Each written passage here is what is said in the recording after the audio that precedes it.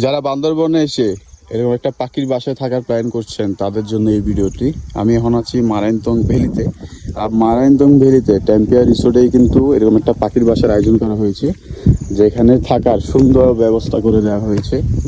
So এখন আমি আপনাদের পাখির বাসাটা নিয়ে বিস্তারিত জানানোর চেষ্টা করব।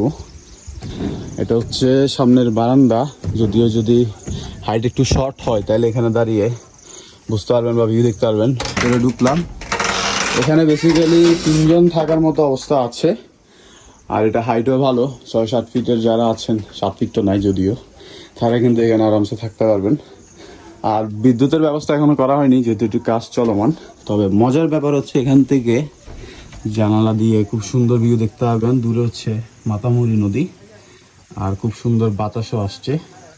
সো যারা আসতে চান তাদের জন্য বলি, মারাইনতং ভ্যালি চলে আসবেন, টেম্পে ইকো রিসোর্টের সাথে যোগাযোগ করবেন, ওনারা থাকার ব্যবস্থা করে দিবেন। আমি নাম্বার ডিসক্রিপশনে দিয়ে দিব। আর এটা নিয়ে বিস্তারিত আমার ভিডিও ব্লগে জানানো আছে। তো যদি ব্লগ দেখেন সব ডিটেলস জানতে পারবেন।